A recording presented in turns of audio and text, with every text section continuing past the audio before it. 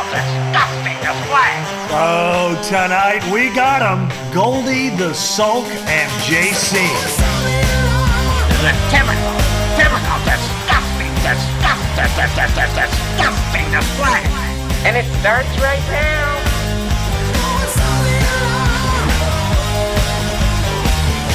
So, welcome back to another episode of A Typical Disgusting Display, a podcast for writers by writers who hate writing.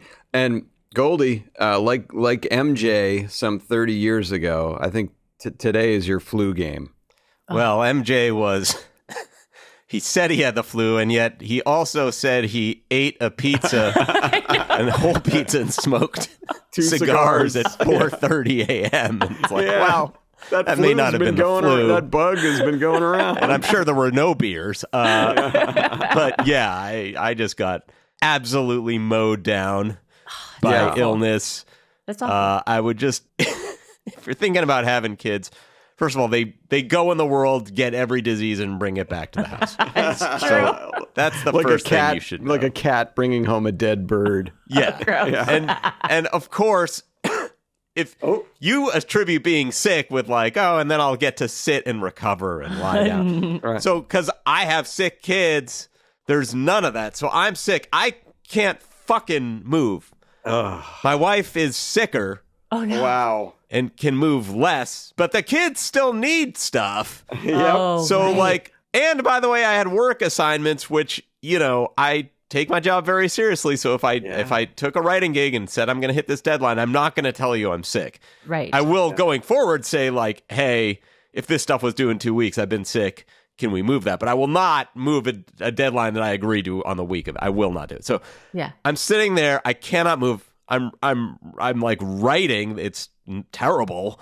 And then on top of this, like if I can get up and walk, when I go through my living room, I am like I know what being a celebrity is like now, like being Tom Cruise, because it's just like people are just asking you for shit that you're just like, what the fuck are you talking about? Like dad, and can I have, you know, and it's like I'm not even thinking straight, and yeah, it was freaking miserable. And then the last thing though was that my daughter got better while I was still sick.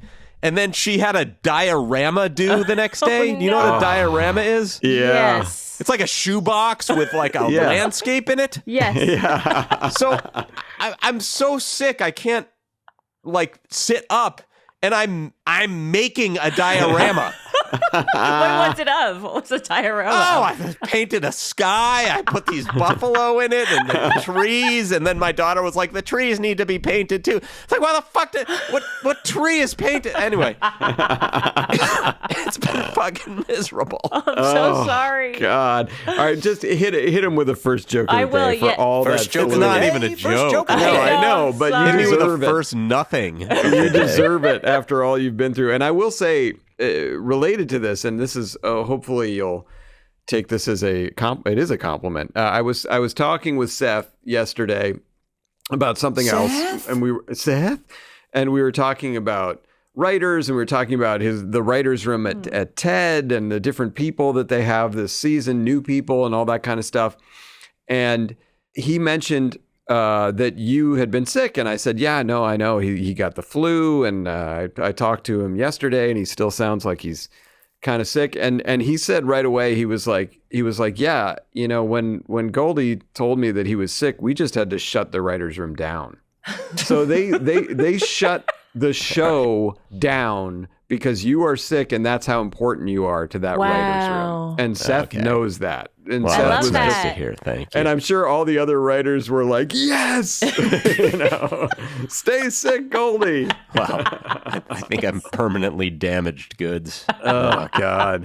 Well, No. anyway, just to know that you were missed and that work Valued. literally could not continue without you. So that's how important you are to that room. Of Wow. course, the Family Guy room, no problem, because that's a Right, Borg listen. of like 80 people. So, Anything can continue without anyone. well, apparently not the TED All right, Live show. let's just- So something happened to me this past weekend that was so fucking exciting. I have no idea how some seemingly stupid thing has potentially climbed into like a top 5 moment in my life. I'll explain it What? to you. Okay. So I'm in a fantasy football league. The commissioner of this league is our good friend, Scott Holroyd. Hi, Scott. Yeah, we love Scott, and he's a great. I want to say this because there's so much dispute in the league. He's a great commissioner. I think he should be commissioner for life. He and I are like this little, power duo in the league, and everyone else hates us. But so he devised this system where, usually when it comes to determining the draft order of the league, we pick names out of a hat, and we do it all. Already, you should have an auction, so not a real league, but. Oh, this is interesting. A lot of people do this. Yeah, a lot of people are saying this in the league that they want an auction. Okay, so here we go. So we usually just do it by picking names out of a hat, and we're all on Zoom and everybody gets mad or whatever. So this year he had the idea that we were going to again pick names out of a hat, but instead of that being the order, the draft order, each name that was picked out of a hat, if you got picked first, you were assigned the horse with the best odds in the Kentucky Derby.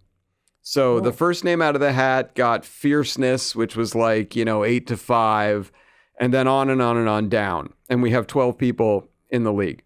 So I was, of course, like so annoyed because I didn't get picked till like 7th. And so my horse's odds were much longer, 18-1. So what horse did I get picked randomly? Mystic Dan. Wow. And now if you watched the race, you will know that Mystic fucking Dan never left the inside rail. My eyes were on him the whole time. There were all these packs, other horses making moves and stuff. The inside Dan is just stuck to that inside rail. And then as the race progressed, just getting whipped and kicked and beaten. I didn't watch that part of it. I did not even watch that part of it. And Mystic Dan somehow, through the haze and this cloud of other horses, just shot out down that home stretch. And won by what, Goldy? That was perfect for me? How did he win? 2.5-inch dick? I don't know what. Stop it. A nose? A nose. There you go. A nose. It's got it. By Okay. a nose. That's 2.5 fully flaccid, by the way. I don't want the ladies out there feeling it in some kind of way. But yes, so Mystic Dan won by a nose. And it was, I cannot tell you how excited I was. We're That's all pretty great. On the Zoom watching it. I was up absolutely screaming. Then everyone kept saying how he won by a nose. I accused them of being anti-Semitic. And now I'm officially on the clock. So Goldy, you and I will have to talk about who I'm going to pick first because I'm excited about that. Something I'm significantly less excited about that we do every week. It's now time for Johnny Jokes. Whoa! From Hollywood, here's Johnny. I did the best I could. I got the flu. I know. It's your flu game, Still and you're sounds doing good. it. You're doing it. I'm Scottie Pippen, guiding you off the court and then trashing you years later. Okay, here we go. Boeing's Starliner spacecraft made its first inaugural flight last week. The 3-person crew included a pilot, a navigator, and a guy who holds on like hell to the rattling door. The Boeing Starliner. Been having trouble.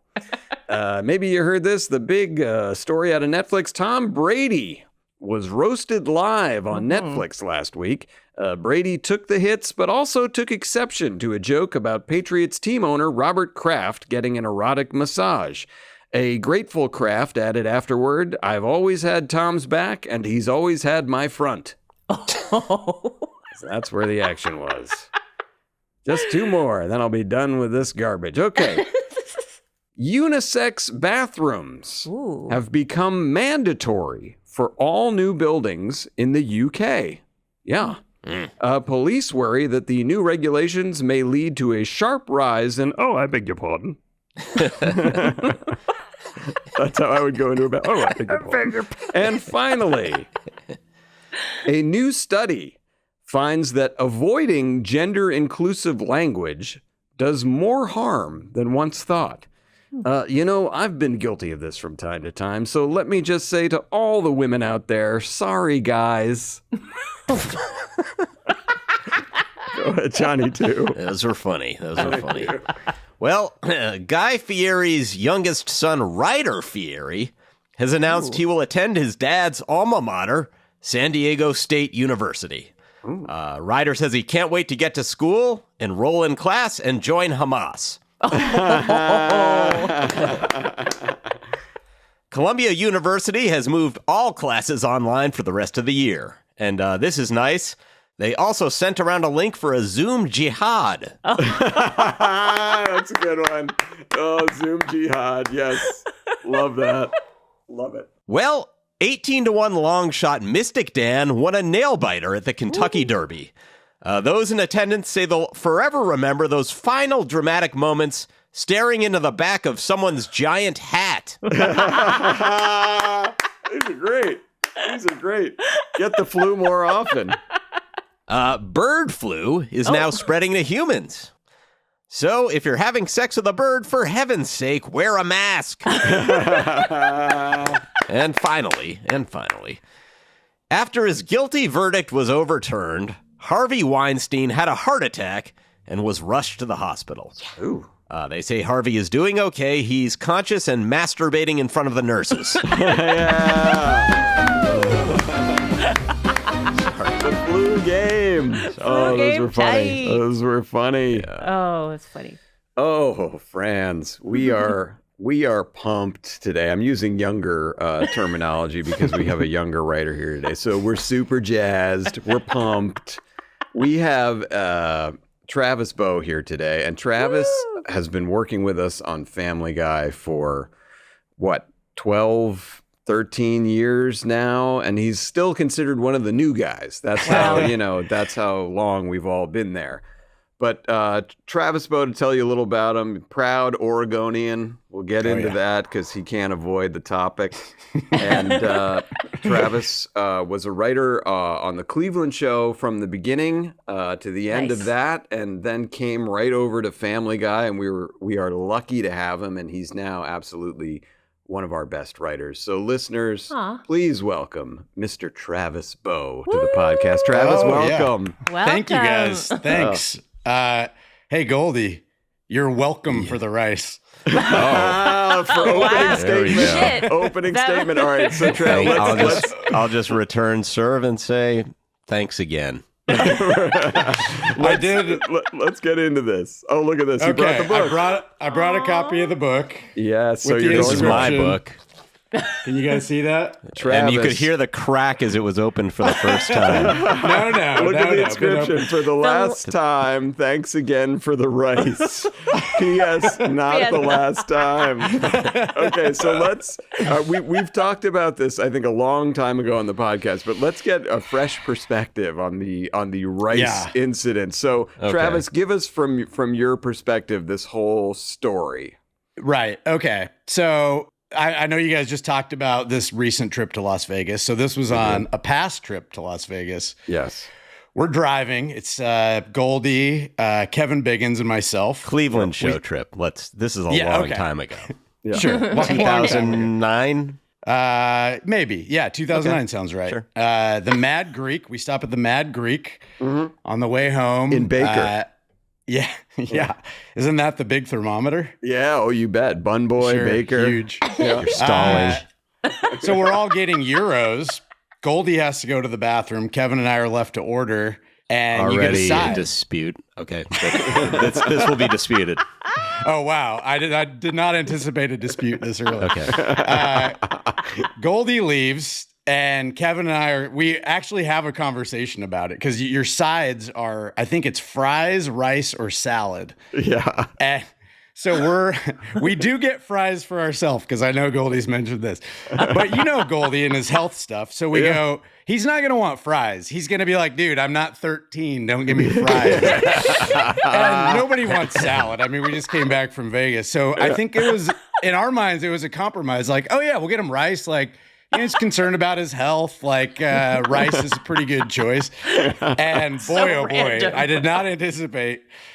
10 years later, 15 years later, we're still dealing with the blowback from the rice. It's one of the worst things to ever happen to me.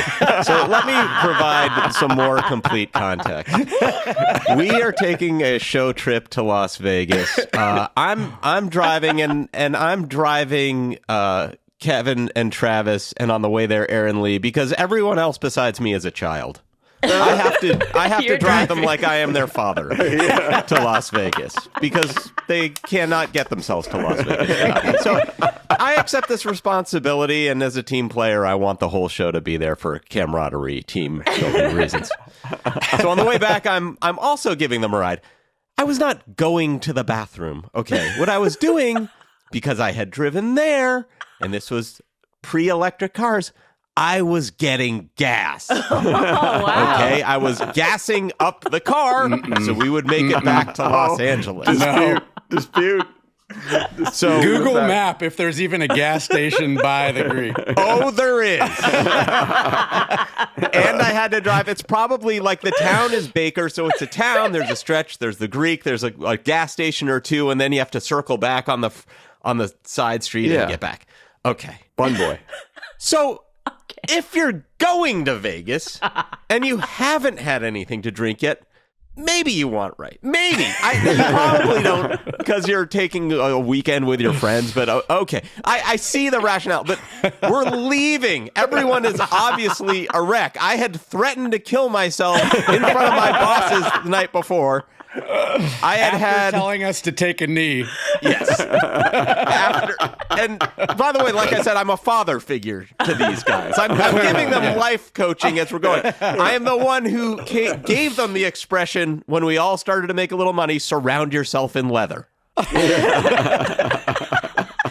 had deputized you to do that for yourself. That's right. That is surround valuable. yourself with leather. Valuable advice. Yes.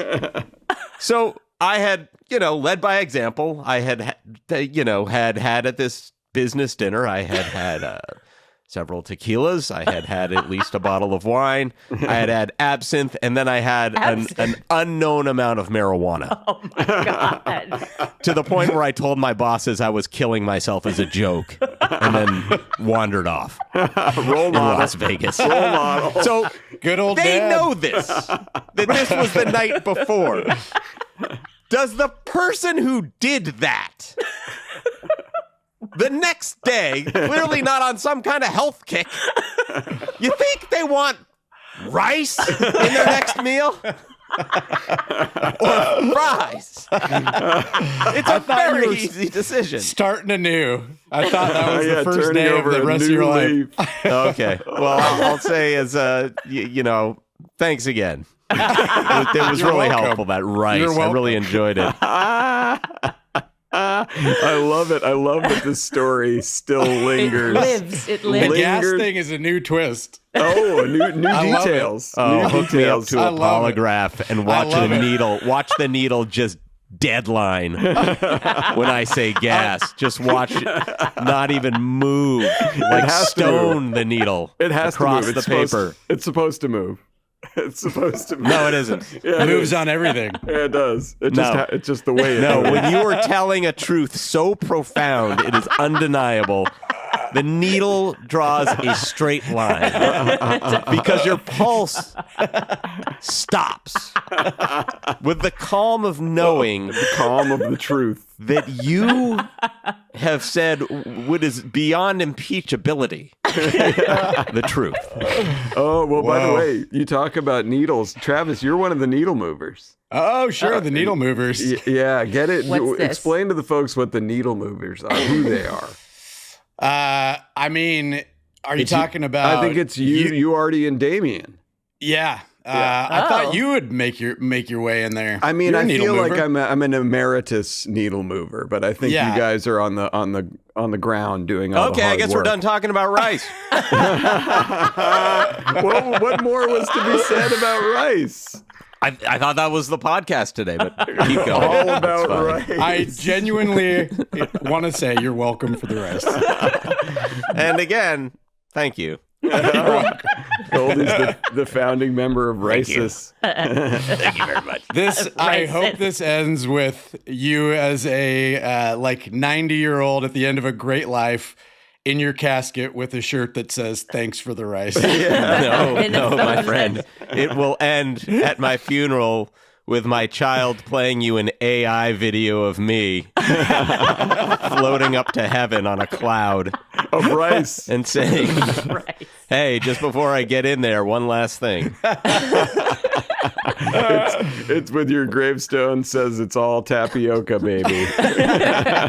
rice pudding. But anyway, go back to the needle movers. I'm sure this will be super interesting. Oh boy, look at you undercutting no. our guests. I love it. Oh, no. Oh no. Well, I don't know what this is. I find the needle movers interesting. I find it funny that you guys started basically this sort of self-proclaimed group within the Family Guy writers that you're, the needle movers, and explain a little bit what was behind that. Well, I mean, this is just like talking about. It was just a bit from Joe, right? Yes. Is that what we're talking about? Yeah. Yes. Tee me up here. I got a little bit of an oatmeal brain. Okay. Oh, you tee you up. I just feel like you and Artie and Damien, for some reason, have really locked in on the Joe character on Family Guy. Like, Joe was always a funny character. Patrick Warburton does a great voice. Yeah. People love Joe. But I feel like Joe, for the first decade plus of the show, was a guy, and every joke was about him in a wheelchair. Right. And that's where we got all the comedy from Joe, and that seemed like enough. Then you three rascals move in and say, we think there's more to Joe. So Joe became now this guy who's an incredibly centrist politically. Like he's just annoyingly centrist about his politics. And he's also kind of obsessed with big brands, like a huge brand. Very If random. you talk about a Toro mower, he's going to be all in. Hormel chili, huge brand. Huge brand. So you guys added that, and I think I feel the like there needle was one movers. episode. Yeah. Yeah. The needle movers came from that, and weren't we talking about? It was was it a Damien script that was all about different bands? And he was talking about which band moves the needle for him, I think is where that came from. But it was very like the Eagles type genre of music. Right. Yes. Yeah. Huge needle mover. Oh, the Eagles. Huge. My needles moved. But that's so let's talk about, because this gets into writing a bit here. So wait, was there a meeting about this? You call yourself this or something? totally organic. Or was this in the room? Because I, just as an outside person hearing about this for the first time, it sounds like a reframed failed coup. It sounds like we're going to take over the show and change it for the better. And then it was like, okay, we can't get the show. Dude, just say we were the needle movers and like accept that we get Joe and move on. And then they'll accept that and let us stay. Is that what happened? Moving on. Let's So not it's like this. dwell on the specifics of this power grab with Joe. But I do think it's interesting from a writing perspective. Obviously, you guys, you're still, which is crazy, on the younger end of the staff here in your 40s. But you guys came in, young bucks, excited, you and Artie and Mike D and Damien. And the show is a going concern. We have all these established characters who do their things. So as writers, what made you even start to investigate, thinking about more with a character like Joe? How do you do that? Are you sitting down for your script? Is that something that comes out in gag rooms? Is it a little bit of both? Yeah, I think it's honestly there wasn't a ton left, and he'd already been covered, like Joe specifically. Yeah.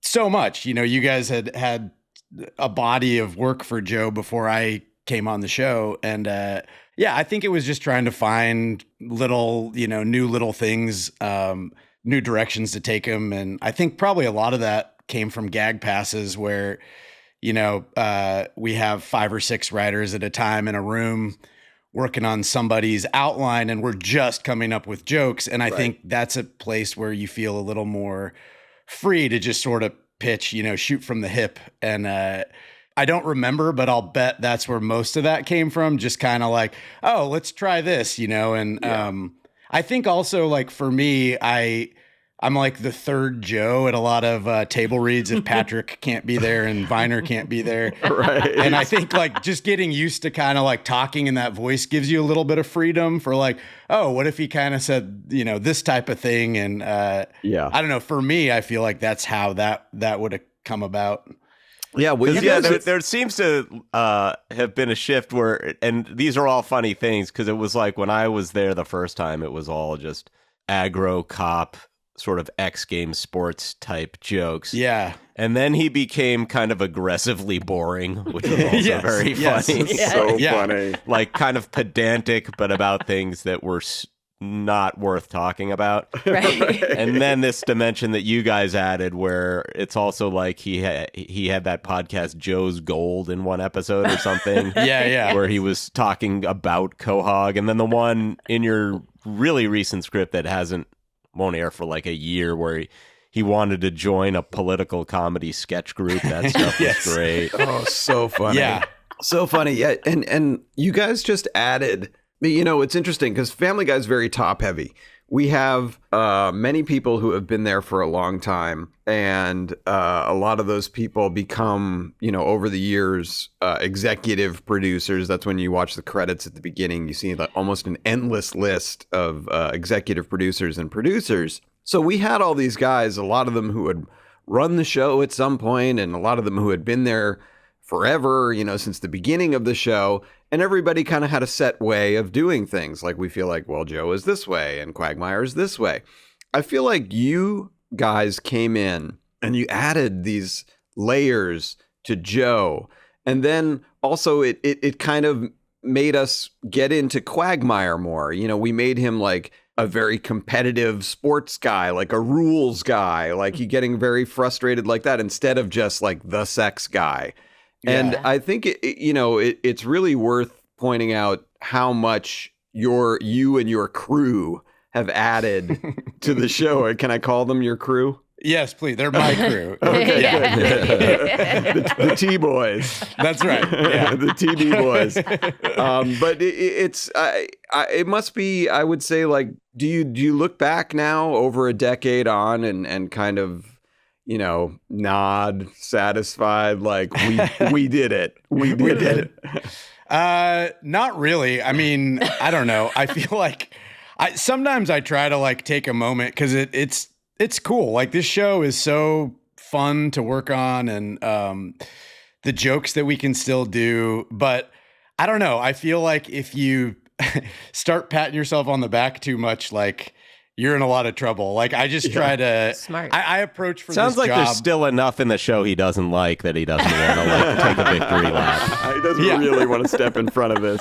I try to, like, it's any job. Like it's, I feel like the way I was kind of brought up, it's like I didn't know about any of this stuff. I'm from rural Oregon, and He said it. I knew he'd say it. I mean, see my buddy back there? Oh, Prefontaine poster in the back. buddy. He's legit Oregon, everyone. I do remember Brian Scully Ran tell two me. great races, got wasted, and died. All right.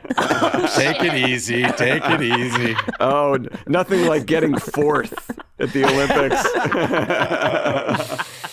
Tell me a runner that had more guts.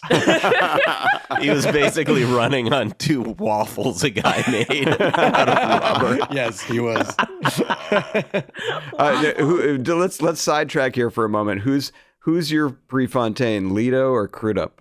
I gotta go Lido. Ah, okay. Gotta go Lido. The Lido deck. Just because that was the first I saw. Okay, they came out within like 3 days of each other. Yeah, That's weird. typical Hollywood. All right, so and I also want to mention, just while we're talking about, while you're not patting yourself on the back, we're patting you on the back. So you're most. He was also being funny on the Cleveland show. I'll just point out he was Yeah, doing, of course. he was doing the same Nice. thing there. Yeah, I don't know. Stole him and I think put a it- spit shine on I it. think finally he got the right guidance over at Family Guy, and we got the best out of him now. But speaking of the best out of you now, you now get to write a couple scripts at least per season because you're one of our best script writers. And Thank you. One of your recent scripts, it's called The Edible Arrangement. It's where Stewie accidentally eats pot gummies, and it's a great episode. And we just read it at Paley Fest. Like, that's how good it was that Incredible. we wanted to read that one, and we were actually able to convince Seth to read that, which is unusual for him because Seth loves to, stick to the episodes that he knows from 10, 15 years ago when he was there, and he is more familiar with it, and he knows where all the jokes are. But he read your script and said, okay, yeah, let's read this one. And you were there in the audience, maybe not quite as far back as Goldy was. Same row. Same row. Okay, you guys were up there in the heat. Is that literally hot because hot air rises? Yep. Yeah. By 90 I degrees. want to hear, Travis, because you were there with your mom, which is so cool. What was that sweet. whole evening like for you? Were you able to kind of at that moment sit back and say like, hey, this is a script I wrote and everybody's going ape shit for it? Was that just cool for you? Oh yeah, that was. I mean, like career-wise, it was might be my top moment. Like it was so cool.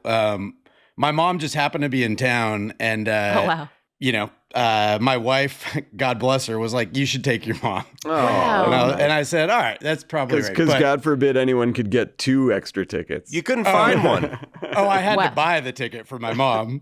Wow. God. So wait, can I ask you? Yeah. Having it read live while you're in the audience, hearing the live reaction must have been like an all-time high, like probably emotional for you, right? Just Yeah, I can't imagine. yeah, it was. Nobody really gets that opportunity. No, I mean that whole night, like I was walking in, I parked my car, and I was walking behind a woman who, I took a We were picture told of they her- wouldn't cover parking also. That's right. Yes. Hilarious. Yes. But I took a picture of where I parked, and she was like, "Oh, I do that too." And then she saw another woman there, and she's like, "Where are you going?" And she said, "I'm going to the Family Guy thing." And it surprised me because these were just like kind of middle-aged women. And Yeah. as I walked ahead of, I noticed this lady was dressed like Lois. That's Wow. incredible. So that was my first indication of like, oh, wow. Because I didn't really know what we were walking into. And then we got in, and when the event started, and I sat there, and like this, as you guys know, and every script is written by the whole room. So it's not like, yeah, this was all mine. Right, of course. But there were parts in there, and there were weirdly like references actually to stories my mom had told me of like that were used for Lois. And it really was like just hearing the laughs and just seeing that. I think it was like from the last 4 years of COVID, and yeah. we don't do live table reads anymore. And that was like a fun day where people were, fired up for the show, and you'd hear laughter, and we just don't hear a lot of that on Zoom. And Yep. our office doesn't have as many people in it. I think just sitting there with like 4,000 people and hearing people laugh, and there was an Yeah. act break where you heard like a gasp. Yeah.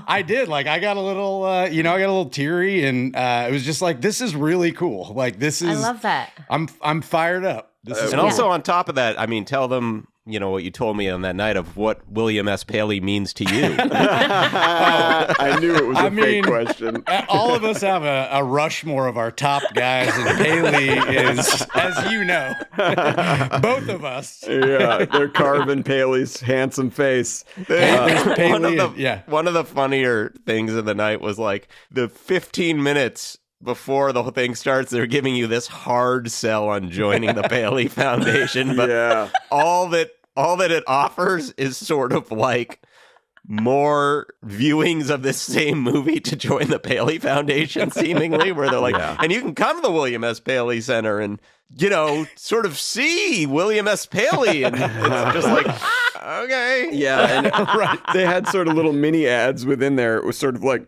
at the $1,500 level. And then it's like this family posing, with the star of that show, Bowe, or something. And it's like, okay, I guess $1,500 I can stand next to the guy from Bowe on the Paley stage. Yeah, that was all very weird. But I wanted to highlight, because sometimes we do this when we're like talking about, when we break down like the Cheers pilot or the Friends pilot, we sort of sidetrack to highlight jokes that we like. And there was one particular line, and I've pointed this out to you, I feel like a couple times from your script, which was very you, and it still cracks me up. So there's this scenario in the first scene where they go to the pot dispensary, the newly opened pot dispensary in Quahog, and Peter's in there, and he's observing white guys with dreadlocks who are dating black women. And like Peter talks to Cleveland about this. Like, have you noticed that this happens a lot? And Cleveland's like, yeah. We're aware of it. We're in the black community. We know. And Peter says this line where he says, well, you should know in the white community, we consider these guys like big time rascals. That made me laugh so hard. So tell me, because that's very you. So do you, where did that particular kind of sense of humor come from? Is that college buddies or your parents like funny? Like where does that stuff come from Travis? I mean, thank you, first of all. And that style, I feel like, is just kind of how I talk. It is, unfortunately. But I think it's just my mom is kind of a character. She says just weird things all the time, not on purpose. Yeah, I met her. Awesome. And I think honestly, I grew up in a town of 5,000 people, and it's like everybody you meet in these towns is a character. Like, right. I grew up playing sports. My dentist was my football coach. Like my dad is like always doing these weird, like he was a lawyer, but always had these weird business deals with this character in town that owned a restaurant that like was like the nicest restaurant we'd ever been to. It was like by a ski place, and they had steaks, and somehow this guy ended up owing my dad like 25 grand and like lawyer fees that he told him he wasn't going to pay him. Okay. So the only way we could get money from him was by eating at his restaurant for free. So my dad would just load us in the car, and that was the only place like we would get steak. Like kids, we were never allowed to eat anything like that, and we would eat steaks, and he would let us get pops, which was not allowed anywhere else. But he's like, yeah, get a pop, get a Shirley Temple, get whatever you want. Like, this is my only shot at getting, like, chipping away at the. So I feel like I was just raised in a environment like that. Like, everybody was a character, and I feel like that's how my, a lot of my kind of, I'd say high school friends, but everybody I knew since I was 5. Right. And it's just sort of how, I don't know. And maybe I've leaned into it more when you get in writers' rooms and you're like, all right, what's my angle here? And I'm like, Yeah. oh, what if I'm the lovable folksy guy? Well, I don't know. If the town only has 5,000 people, then, in your class growing up, I mean, are there just 20 kids or something? No. So Hood River, where I grew up, is like, it's probably 7,000 now, but Hood River County has like 25,000 or something. So my high school fed from Hood River County, but until high school, it was all just in Hood River. So talk about this a little bit, because this is also a big part of your identity is being from Oregon. And people from Oregon, I've noticed, love to talk about it. I'm not even saying that in an insulting way. Like it just seems like it is a nice place to grow up. It's a beautiful state. Did you enjoy your childhood there? Was it like an idyllic American childhood? I know you're an athlete. Like, was it just kind of like, I'm playing ball in the yard? Yeah. I mean, I think it was, I had a great childhood. It was, I don't know what else to say. It was like playing in the woods, playing sports, like could ride your bike wherever. You knew everybody. I mean, everywhere I went, you run into people. Right. My dad was kind of his words, big fish in a little pond. Nice. Sure. But he grew up there, and he was kind of like a well-known guy, 3-sport athlete that went to like a local-ish college and then came back to be a lawyer and then complained about, every time you go to the grocery store, somebody's asking him for legal advice. And Right. everybody's suing everybody in town and he's in the middle of it, which was a constant headache. But yeah, I mean, it was just kind of that kind of town. Yeah. And so growing up, like, what kind of stuff did you watch that made you laugh, or did you listen to? Were you listening to like Eddie Murphy? Did you watch like, Caddyshack? Like, what was your jam growing up, like comedy wise? Yeah. I mean, I would say like my dad definitely he had a good sense of humor. We would watch like Airplane. Like he showed me Airplane when I was like 7 or 8, which was like, I was blown away. Did you get to see the tits part, or did it? Oh yeah. Yeah. Okay. And not only that, then I knew where that VHS tape was. Oh yeah. Pause. The time code. I knew the time code. So there was a lot of that. There was like, I remember this comedy Memory special. wasn't oatmeal then. No. Yeah, not at all. There was a Steve Martin special that he taped on like the local, KGW Channel 8. And I think it was called Comedy Is Not Pretty. Right. And it was like, it opened with Steve Martin doing the Marty Robbins El Paso song, like on an elephant. And right. that was so funny to me. Like it was so many sketches in that I still think about. And my dad loved that kind of stuff. So he was introducing that stuff to me. And I didn't have a lot of friends that were that into that stuff. But then like, as I've heard a lot of your guests, it was the standard SNL and yeah. Kids in the Hall. I was obsessed with Kids in the Hall. Me too. They don't show. get talked about enough. Yeah. But Yeah. that was they were Mark hilarious. McKinney once yelled at me. Really? Yes, Wow. I remember you telling that. You what? That's pretty cool. You brush with kids in the hall, with guys in the hall at 8 a.m. Wow. At 8 Yeah, no, a.m. kids in the hall were awesome. And so I'm assuming because you're younger than we are, your SNL team must have been the Mike Myers, Chris Farley, Adam Sandler. Like that was your wheelhouse, Yeah. right? And it really started with like, the Dana Carvey, like Yeah. I was just doing impressions of Dana Carvey, whoever I was obsessed with Dana Carvey. Oh, Me wow. too. Then Chris Farley and then Will Ferrell. But you weren't doing theater in school. It doesn't seem, or was that like not cool enough for you or something? Like No, Sports? no, I honestly would have, but I played sports. Like I played every sport. And in looking back, I sort of regret it. I wish I would have done more stuff like that. Me But too. I think, that was like my connection with my dad. And I don't even think I thought about it. It was just like, yeah, this is what you do. And Right. I feel like I was like in college and a little after college where I was like, oh, maybe I should have done some other stuff.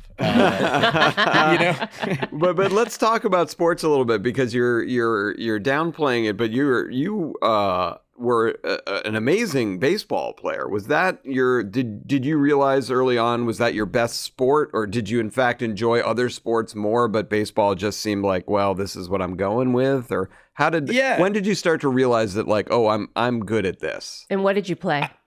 Yeah, well, I played everything, as a kid. I mean, baseball, basketball, football, and I stopped playing basketball. I played my junior year, but I didn't play any other time in high school. But that growth spurt never came, huh? it never came. But yeah, football and baseball were what I stuck to, and I really thought I was completely delusional, and I thought I was going to be a professional baseball player. But you have to be. But it's not that delusional if you're Right. all state to think you might be a minor league player. Yeah. Yeah, I There's guess a lot so. of minor league teams. There's like 3 or 4 for each franchise, and each one has like 30 people on them or something. God, should I go back? Yeah. How did you The fact that not you make it? didn't. I mean, it just God maybe damn it. all state was a weak year. I don't know. I've never really fully been able to. What do the math. position Oh, did you boy. play in baseball? I played outfield, center field. Okay. And yeah, I mean, I kind of had a decision like my senior year. I would say the highlight was I got a call from Oregon State, and they had like won the College World Series Wow. and was sort of invited to walk on to that Whoa, team. nice.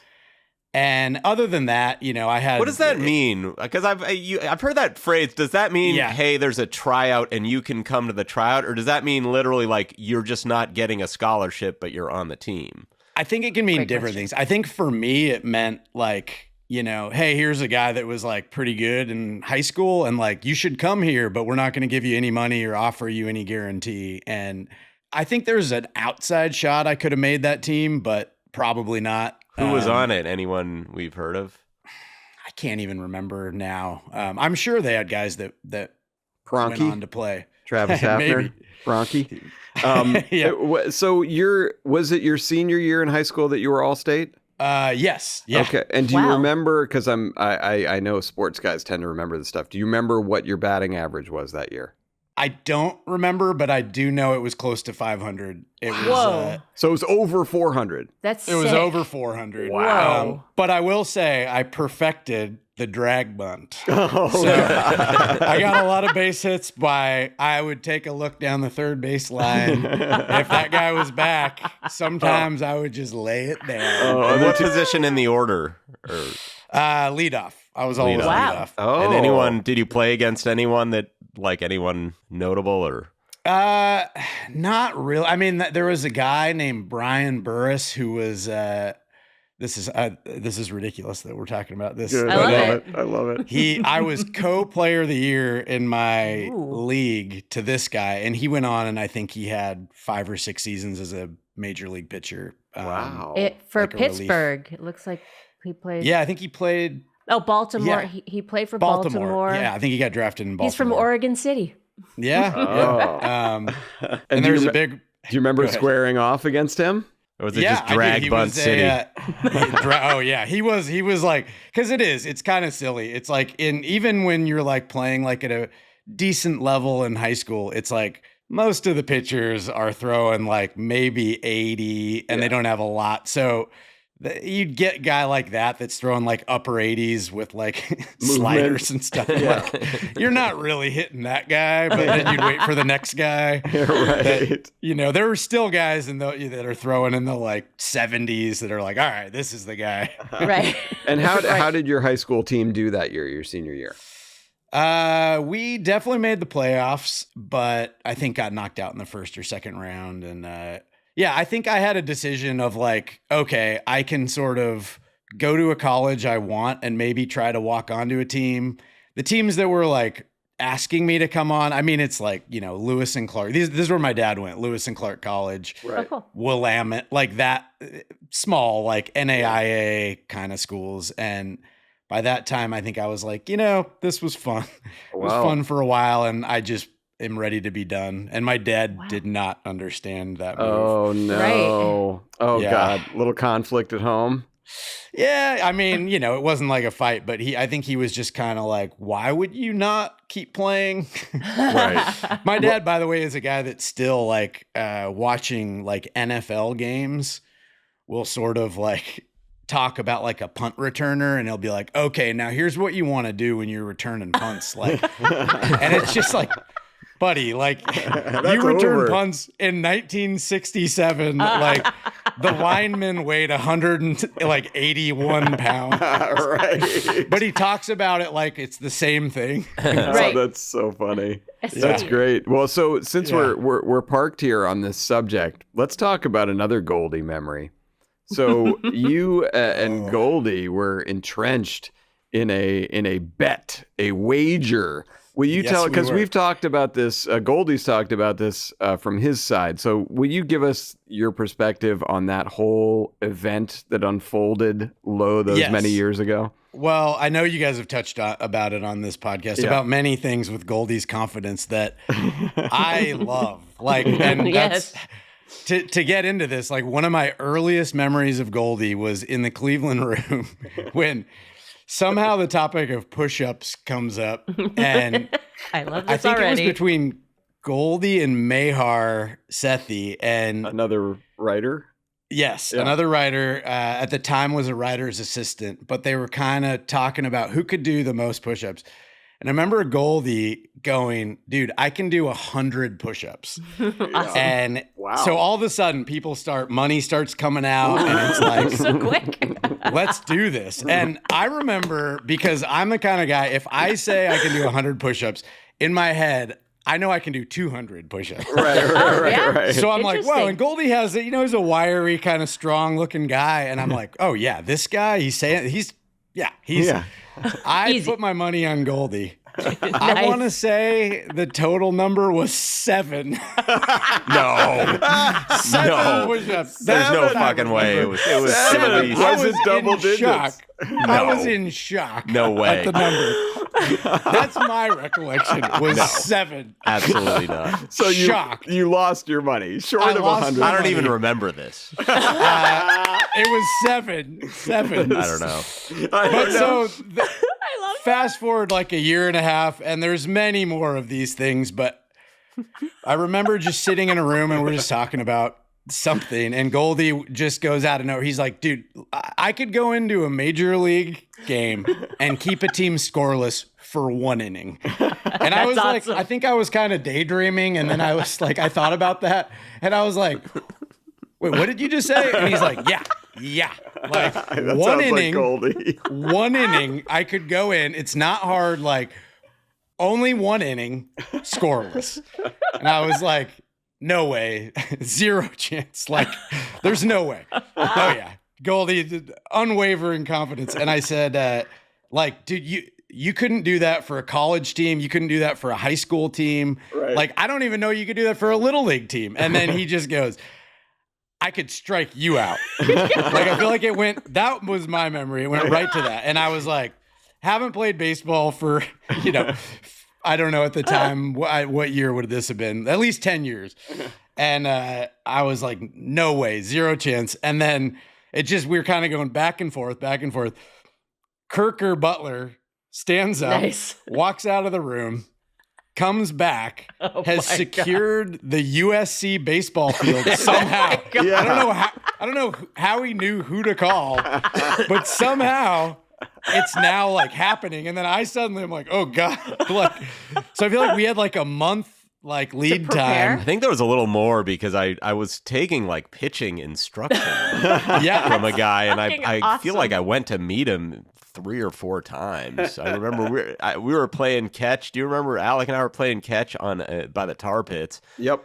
Like I was working my arm out. Yeah. Yeah. Because that there was a contingent that was like, you won't even reach the plate. You won't That's even so be able rude. to throw a pitch. Oh my god. No, Which I felt that was fucking bullshit. all right, so fast forward, so Kirker secures this field, and Yep. Rich, who was running Cleveland, was very excited about all of this and organized like basically a field trip for your whole staff. Yes. There were a lot of Family Guy people there. As I recall, Viner and I were there as announcers. Oh, it's Yes. amazing. Yeah. Calling the whole event, and it was all filmed. Yes, Um, Patrick Wow. Henry filmed it because you guys played the announcers that we used on the Cleveland show. Right. Oh my god. So you I've never announced it seen in this film character. though. I Like know, I've love- never seen it either. I'd love to see it if Mike has it somewhere. I think it might be on a Cleveland show DVD extras. Wow. Really? It's possible. I know like Patrick used to make little films that we would watch, but I feel like they put it on one of those. Anyway, All right. So Anyway. so we're at the event. It's the day of. It's the day of. It was very fun. We both kind of adopted characters. I remember Goldy had a custom jersey made, Red Sox jersey that said KO Bowe on the back that he took off at it was a great forgot about showmanship. that. I It was forgot so about funny. He had the bloody sock, the Kurt Schilling bloody sock. I also had like the Josh Beckett necklaces that those those guys would wear, these weird magnets at the time that they were Right. convinced was Yeah. for For their helping. arm. I had like all of it. You had all of it. I Did you was have like walkout kind of music? We had walkout music. I forgot. God, what was my song? It was some obnoxious. I was in character as kind of like a Kenny Powers ish. Like Awesome. I had camo pants. I shaved like a filthy little kind of goatee, and was, wearing like the Oakley blades. Oh, perfect. I remember I'd hid a can of beer and a tuna sandwich in the pocket of my cargo camo pants that I took time out of an at bat to take a bite and to have a sip of beer. We were leaning into it. We were having a lot of fun. That's amazing. Ultimately, I think it was pretty underwhelming. Like, I do think it was mostly just sort of ground balls. But there was a bet. This is what I was proud. There was a bet that I would not swing and miss, and that came to pay. That was a payout. Yeah, he didn't swing and miss. He did foul some off.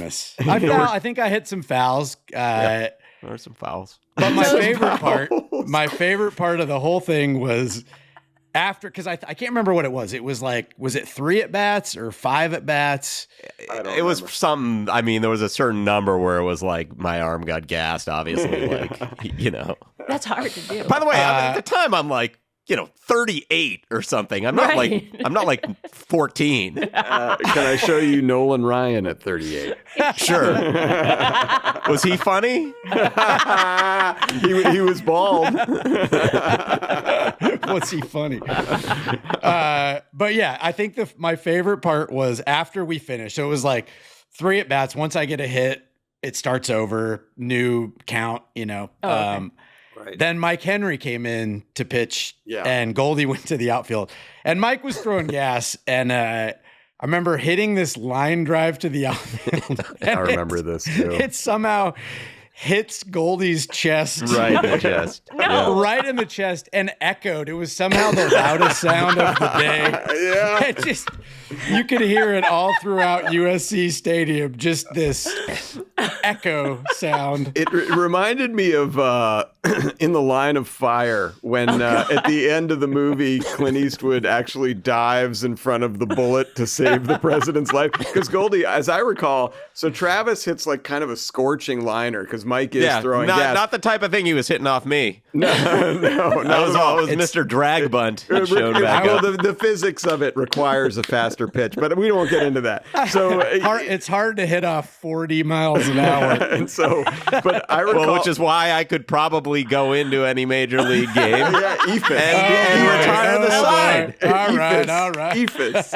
Because which is it? You can't have it both ways, Travis. You can't say, "Oh, it's impossible to hit," and then it's like you can't go in and not get hit. So which is it? Goldy, Just tell us. I knew I wasn't going to win coming in. I love that. Goldy, Debate again, I'll champ. remind you, we were all there and it's on tape. But so No one's seen the tape somehow that so incriminates me that can't be shown for some reason. but so get back to The this tape where you look like an asshole that we all know about, but then has somehow never surfaced. I don't know. I call bullshit on that tape, here we making me go. look like such an asshole. It's a new then. quest, I love JC. this. I feel like it would have I gotta to find have it. Yeah, I gotta JC, find you it. and I are working to get this tape to secure it.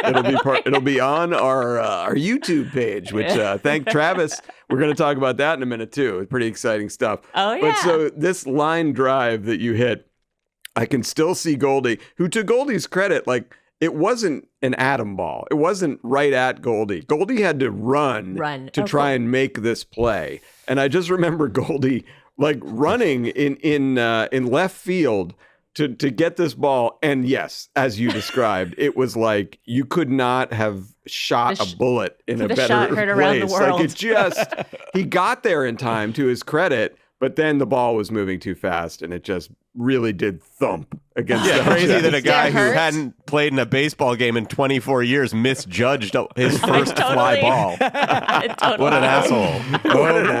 Oh boy. Here we go. All right. Well, so now we have the rice and the baseball incident, which are both clearly still under I'll dispute. just point out, but part of what we were doing, and part of because this is ostensibly a podcast about writing, as we Yes. remind people, is like it made the room not boring for a while. Right. Yes. Yeah. You know, Totally like right. if I'm running a staff of people and you just go, would I have rather have sat there sort of with people who were scared to say anything and like, you know, were just being so mindful so they didn't trip up, or people who were just like, let's fucking go do this shit, and like, Yeah. that's what I thought the job was. Right. Is to create camaraderie. Yeah, good trouble, like You John little Lewis. Good troublemaker. trouble. Yeah, to be a little bit of a rascal, as you might Yeah, say, you are a little bit of a rascal. and get some shit going.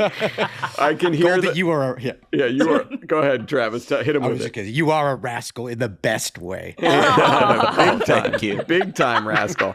Yeah, no, Goldie. I could see that great speech in the movie Catfish, where the guy describes the woman as the catfish who keeps all the other fish lively. That was you in that Cleveland. You were the catfish in that Cleveland room. But let's talk a little bit about the Cleveland room, because so we didn't even get into.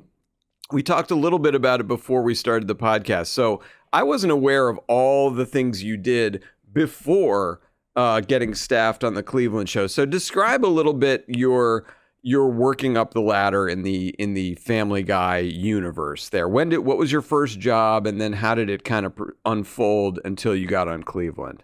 Yeah. Okay. So I got an interview at American Dad when I was like a year out of college. Right. And it was with like the animation producer, Diana Ritchie. Oh, yeah. And She's still there. She's great. yeah. Yeah, she's great. And what were you doing in college, by the way, before that? Like, what was the major? And I was a communication major, which was just very general. And I kind of like, actually, some of the best advice I ever got in college, because I tried to change my major. I tried to like add a minor. And I remember this guy, like to theater or to screenwriting. And I remember this guy looking at me as I was just babbling about like, well, because, I don't like, and he just looked at me, let me go. And he just said, Travis, it doesn't fucking matter. And I was like, what do you mean? And he's like, it doesn't fucking matter. He's like, listen, I graduated college. Like I drove a limo. I was a lifeguard. I was a ski instructor. Then I figured out what I'm going to do. He's like, don't prolong this. Like graduate on time. You're going to figure it out. And Oh, wow. it That's calmed me great. down so much. And it was Yeah. right. He was so right. That's great But advice while I for was there, everyone. I tried to take, a couple screenwriting classes. I got into like improv, doing stuff like that. And then as soon as I graduated, I had the like $1,200 that I got for graduation. And I started taking classes at Groundlings, which was like life-changing for me. Wow, I'd never done anything. Yeah, I'd never done anything like that. And it was what I always wanted to do. And Oh, that's so cool. And So where did you do that? In LA or in LA, I went to Okay. school. I went to school at Loyola Marymount here. Okay. And then when I finished, I Hank got Gathers. some Hank Gathers, rest in Gathers. Oh, R.I.P. Hank's house. Man. People say they can still hear that ball dribbling peace. Oh, dark. in that gym. Well, when Bowe shot left-handed, boy, not a dry eye in the house. Wow. Wow, what a moment. What a moment. Gosh. Google And it. that could be its own podcast. Absolutely. Yeah, but so I took, I had some horrible job where I was making cold calls and while I was going to Groundlings, and then I got this interview at American Dad. How did you get not the get that interview? job and was kind of heartbroken. It was like they wanted somebody that wanted to be an artist. Right. But I'd kind of gotten to know one of the other producers with Diana, this guy Todd Garfield, and both of was them. Don Bianchi involved at this time at all? Your friend from college? He's not. right? Don Bianchi works at Family Guy. I went to college with him, and he's amazing. He's a supervising director there now. One of the neatest guys. We you'll love ever him. meet. We love Yeah, Dom. but he's not pulling you in the lifeboat at that point with this. Oh stuff. no! I'm just kidding. He did. So then I go in, and Todd and Diana kept me in mind. They knew that I wanted to be on the writer's side. So a job opened. They get me in for an interview. Then Dom goes in, puts in a word for me. I get that job. So I'm an PA for the American Dad writers, which was amazing. Like that That's was so cool. just, as you've heard other people say on this, like I didn't understand that there were people like in a room writing all this stuff. Like Right. Yeah. I loved comedy. I loved anything comedy, but I kind of just thought like, oh, the funny people just are funny and that's what's happening. And yeah. Right. when I saw that room, I was like, what are they doing? Like, what is That's so happening? cool.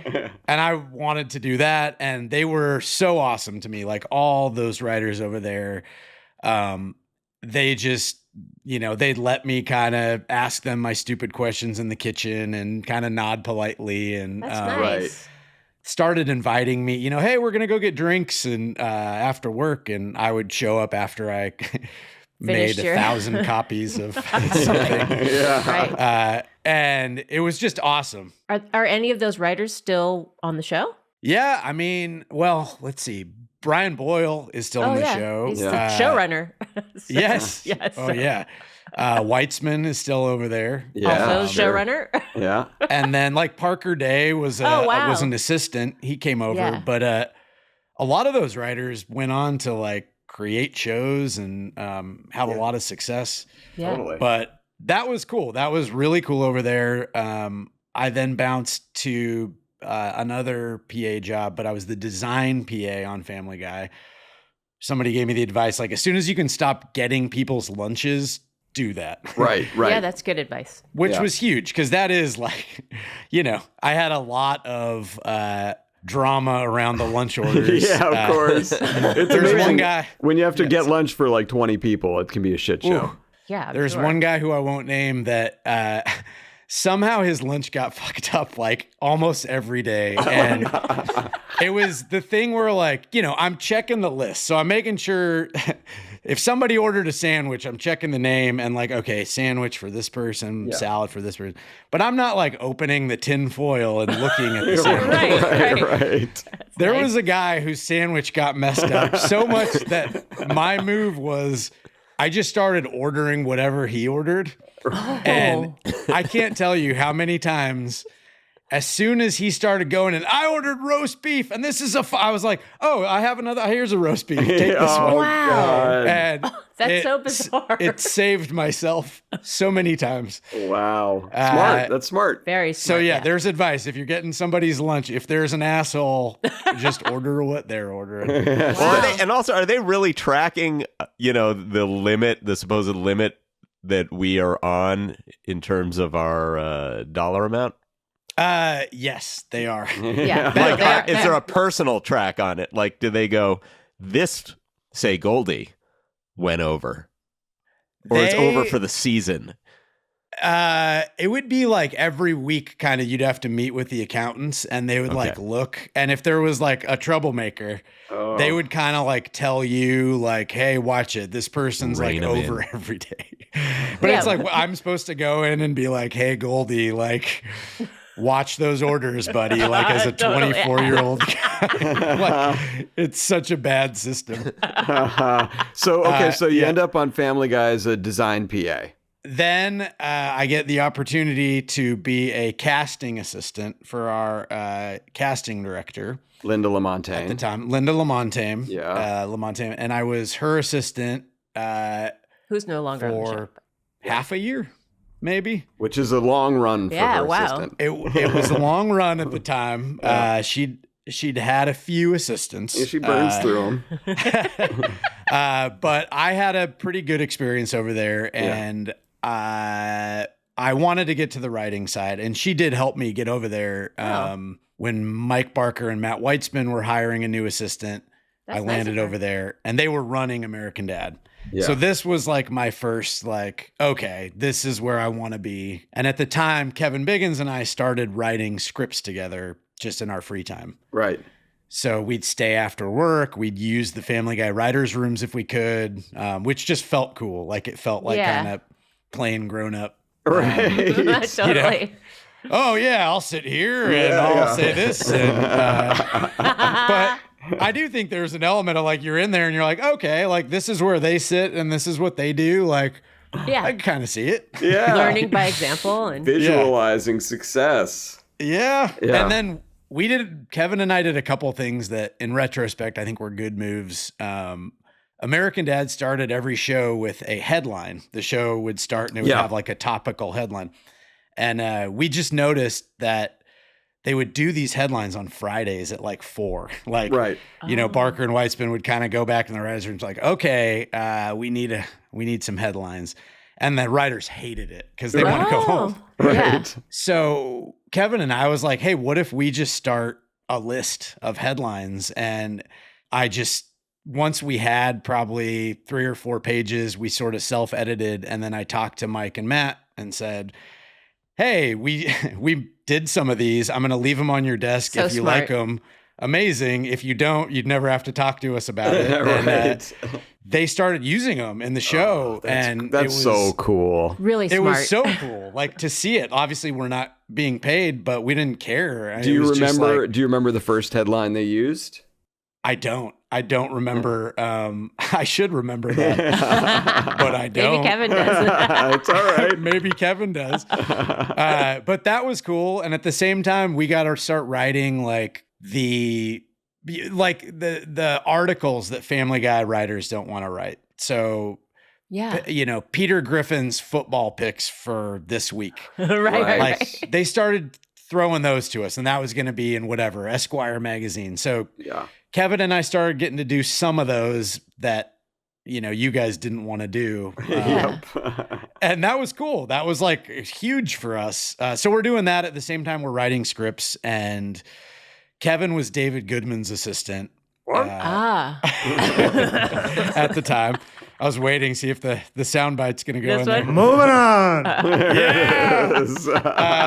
And David was so awesome to us. He was told us I will read anything. I will read your pilot. And he did. Aww. And he multiple times would give us notes. We'd address the notes, give us notes again. And once he thought it was in good enough shape, he sent it to an agent. And that got us a meeting and got us an agent. He's so and by the awesome. way, that first meeting was hilarious. It was this agency called Rothman Brecker. It was a small agency. And Kevin and I, he's we're like-minded, easily kind of fired up guys. Yeah. And we had a big talk before, and we're okay, no matter what, we're not going to sign today. No matter what. And it was just a flip to, they're so you guys want to come on board? And we're absolutely, we're in. When I met you guys, there was a very Step Brothers energy. That's amazing. Totally. I could see you both showing up in tuxedos for the interview. Yes. But we just kind of fed on each other, and our energy, we just kind of built on each other. And I love Kevin and with Rice. And we had a great, first however many years of our partnership. But anyways, so we end up from that getting a meeting on the show called Frank TV, which was with Frank Caliendo. He did impressions. And this was when there were whispers of the Cleveland show sort of staffing up. And we had a few samples at the time, and we're sort of told by Rich Appel and Mike Henry, we're definitely going to read your guys' samples. If you get hired, you're going to be our last hire, because we're the lowest rung, and they got to figure out the budget and all that stuff. So it's a Friday, and we get this interview on Frank TV and get a call later that day that we're hired. They said, you're starting Monday if you want the job. And said, of course, and we're blown away. This is amazing. So we tell Rich and Mike, because, obviously we want to be on the Cleveland show. Right. We say, we just got a writing job, and this is everything we've wanted. And, we don't hear anything. Rich is kind of okay, give us some time. And 2 hours later, I think it was, we're called into Seth's office. And it was Seth, Mike Henry, and Rich Appel. And I remember walking in, and Seth said, "You're nothing in this town until somebody else wants you." And so he's good. "Welcome to the Cleveland show." And amazing. It was so cool. So we were hired. Did you maybe on the have a Cleveland couple show. beers that weekend? I would think that we maybe, in fact, I remember going to Barney's Beanery. Oh, the bean. We met Kid from Kid and Play, who was there. Oh my God. Drinking. All your dreams coming true. Oh, wait. I got goosebumps just thinking about it. Goosebumps. I remember Kevin and I probably cornering that poor man and loud talking him all night. I'm surprised you guys on the Cleveland show. you guys didn't do the Kid and Play dance in front of him. Oh, God, I wish. We maybe did. But to his credit, Kid was a very gracious listener. Well, so all right, that's a great, and I hope people who are who want to be writers, listen to that portion of the interview, because it's just such an interesting way to climb a ladder. Obviously, you stayed within one kind of universe, the Seth MacFarlane universe, but the things you had to do along the way, you would have never, like the guy told you in college, none of it matters. Like you're just going to do these things and you'll figure out how to get to where you're going. And that's what, because you go from design to casting, and those aren't things that you're particularly interested in as a career, but it did keep you in the universe. You stopped getting people's lunches. You started being taken a little more seriously by chipping in with those headlines. You started working with Kevin in your free time, and then you're in a room with Seth, who says, "Welcome aboard." Like that's what a great. Have you seen him since, or No, that was the last time. Hilarious. But I will say, like, because all my parents, like my dad and my mom, my brother, like everybody had advanced degrees after college and did like serious normal jobs. And my dad, was kind of looking at me after college, sort of like, "What are you doing?" Yeah. And I do remember saying, like, I said, "I'm going to treat this like my graduate school." And I'm sure somebody else told me that. Right. But in my mind, I gave myself like 3 or 4 years. Like that was sort of, because I was working my way up the groundlings. I was doing like a sketch program at Improv Olympic. what level were you? Groundlings. I passed the writer's lab, and then I was like on the wait list to go into the whatever advanced for like 2 years. By the time they called me, I'd been staffed, and I said, "I can't do it anymore. Thank you so much." But I don't know what would have happened, but I feel like I made enough progress in the like 3 or 4 years that I took it seriously, and I was like, okay, this could actually be a career. I don't know, had nothing happened, if I would have been able to cut the cord and just been like, I guess I'm going to move back to Oregon and like sell insurance or something. Oh, you and Brady. I don't have to sell insurance. Nice. Well, we're just going to have a couple more questions here because we've been keeping you for a while. And we know we got our Family Guy table read coming up, and you got voices in that. But I remember, and Goldy was there too, the Cleveland show, which only lasted 4 seasons and probably should have lasted maybe 15. Wow. That first season of the Cleveland show, I remember there was a really good synergy between the Cleveland show and Family Guy in a way that didn't really exist between Family Guy and American Dad. They felt like, they were distant cousins, whereas the Cleveland show and Family Guy, it felt like there was like a brotherhood there. And a lot of us used to go to your first season table reads. And from my memory, those were incredibly joyous, awesome experiences. So what was it like for you? This is your first writing job in Hollywood, and you have this show that in its first season, it was like an explosion of comedy and happiness. Did it feel that way on the inside, or were those just table read moments? Like, how was that first season for you? Yeah, I mean, I remember thinking that, like, it was so exciting, and the table reads were, I think we had a lot of our actors were performers, and like, I mean, like Rich might be the best stage direction man in the game of all time. His energy and pacing, and then like Mike Henry is just, I mean, he's amazing, and like he would do obviously Cleveland, but all the other characters, and Kevin Michael Richardson was hilarious, and all the guest voices we got.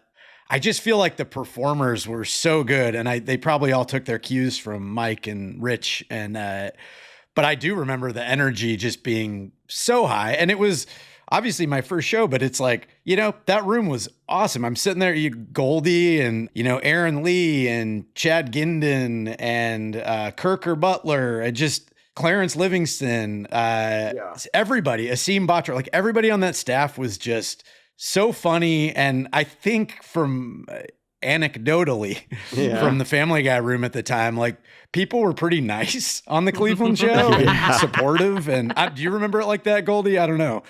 Yeah, that, we were having a good time. I mean, it felt like, why wouldn't it work? And we thought the scripts were good, and I don't know. Yeah. And you're right, because at the time, the Family Guy room, while filled with hilarious people, Hilarious. was cutthroat. It was like Yikes. very much like sabotage the other guy in some funny way, and it was relentless. And so I think for us going down and watching you guys at Cleveland, it was like grizzled baseball veterans going to watch like a group of scrappy young kids who were just for love of the game. They just loved it. They were having fun out there, as they like to say in sports.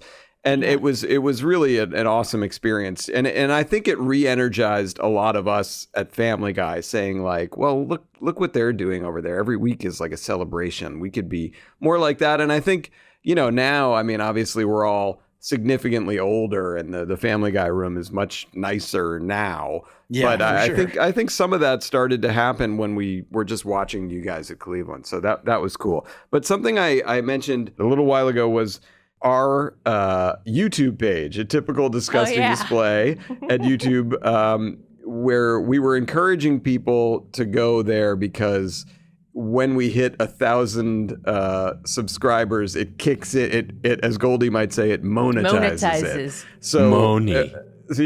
Moni. Oh, was that a sound cue you just had? Oh, nice. And I reached out to you and Artie because we were 2 subscribers short. And I was like, hey, will you 2 guys come on? And then I know, Goldy, you actually spoke to your wife, got her to subscribe. She was $9.99. I leveraged so much to get that too. I know. You've given up so much for the next decade for that one Thank you, Steph. listener. But Travis, you were Mr. 1000. You were. That's what they're calling me. You were our guy. Yeah. So it was very funny because we were giving Artie shit on the text chain because he clearly was like not awake yet when all this was happening. And you became Mr. 1000 and we were shitting on Artie, and Artie's like, I've already subscribed. I'm already on there. Yes. So that was, how has your life changed since you've become Mr. 1000? I mean, how hasn't it changed? I'm floating on air. It is 180 degrees. It is amazing. And thank you guys. Thanks for really allowing that to happen. I'm glad to hear it. I'll never buy a cup of coffee in El Segundo again. Well, Travis, we love having you on Family Guy. As I've said a few times, you're absolutely one of our best writers, and so it's a joy working with you, and you bring so much of your own comedy to the show, which is really the most you can ask for from a writer. I like being there. Oh, good. Yay. Well, good. Well, then we'll keep it going a little while longer, just for you. And speaking of keeping it going a little while longer, now let's roll into a portion of the show we like to call Top 5. Top 5. That's us singing, Travis. I don't know if you're aware of that. That's amazing. Yeah. You guys are very talented. Pretty amazing. All right. So, JC, this is your topic this week. Why don't you lead us off? Okay, this week's topic is top 5 movie psychopaths. Yeah. Yes. And Travis, since you are our guest this week, would you like to go first? I'll do whatever. Isn't it your right? It is my right. If you go first. Go ahead. You go first. You want me to? Okay. Yeah. And then I'll kick things off. Thanks for having me. Of course. I'm going to start off with a Travis. You got to have a Travis on every list if you're a Travis. So let's start with Bickle. Yeah. Taxi driver. Pretty dang psycho. Oh, nice. Yeah, pretty dang psycho. That's a good one. Number 4, this might be showing my age, the Fratelli family from the Goonies. Oh, sick. Oh my God, that's awesome. If you're a guy my age growing up in Oregon and there's a family of psychopaths, it still haunts me. Just like seeing them, I'm still creeped out. That mother, her mug. Oof. I don't love it. Number 3, I'm going to bend the rules a bit. I just finished watching the TV show Ripley. Oh. And Tom Ripley. Yeah. Guys, hot priest is a creep. That's hilarious. Number 2, Javier Bardem, No Country for Old Men. Yep, overlap. Bolt, cattle gun, and haircut. And honestly, just the haircut probably would have got the haircut alone. Totally. Yes. And number 1, and it's not even close, Julia Roberts in Pretty Woman. And if you think this is a joke, go back and watch the scene where she laughs while watching I Love Lucy. Unhinged and out of control. Total psycho move. Number one by far. Love it. All right, JC, go Oh my ahead. God. That's a good great. list. Okay, my number 5 is Glenn Close from Fatal Attraction. Oh, She's very scary. Good. I'm glad a woman said it. Number 4, Hannibal Lecter. Yeah, sure. Yes. Sure. Number 3, Kathy Bates in Misery. Yeah. Oh my God. Ooh, a lot of ladies on this list. Women Yeah, supporting women. I love it. represent. Yeah. Number 2, Javier Bardem, No Country for Old Men. Love it. Overlap. Yeah. And number 1, Matt Damon in Talented Mr. Ripley. Look at that double overlap. Wow. Ish. Wow. All right, I'll go on my list. I think it's interesting because all three of us so far have had Anton Chigurh and also in the exact same spot. Number 2. So I don't want to spoil anything. Okay, number 5, I have a character named Alex DeLodge from A Clockwork Orange. Oh, that's really good. Big time psycho. He goes back and forth. He goes psycho, not psycho, psycho. It's great. Yes, that's a great one. Number 4, a fun little character named Eamon Guth from Schindler's List. God. Boy, Yes. I mean, just the scene of randomly shooting people from his balcony was horrifying. Awful. Yes. Number 3, I'm surprised nobody had Patrick Bateman from American Psycho. It's I sort know, of I did, chalk, but I was like, love him. Number 2, as we've discussed, Anton Chigurh from No Country for Old Men. And number 1, how can you beat Psycho? Norman Bates.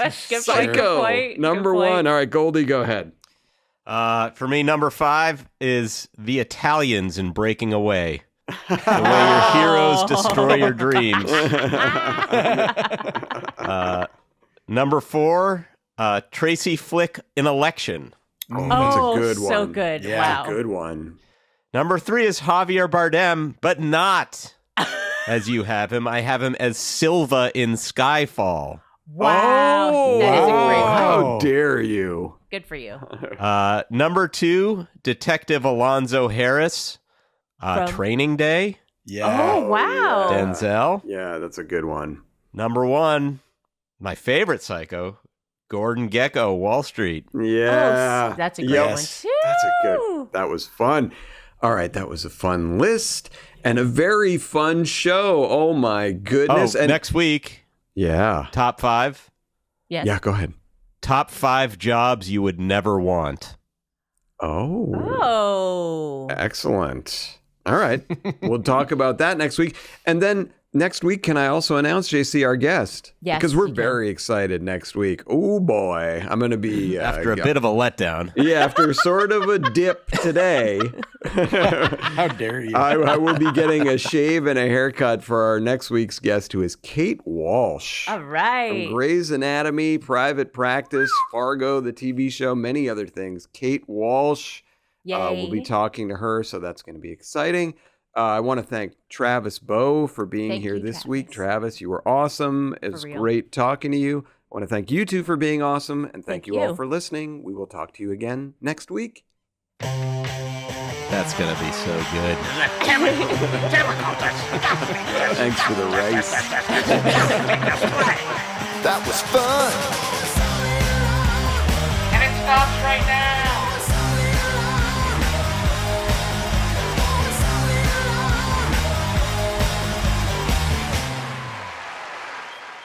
You're welcome for the rice. Thanks again. This is one of the worst things to ever happen to me.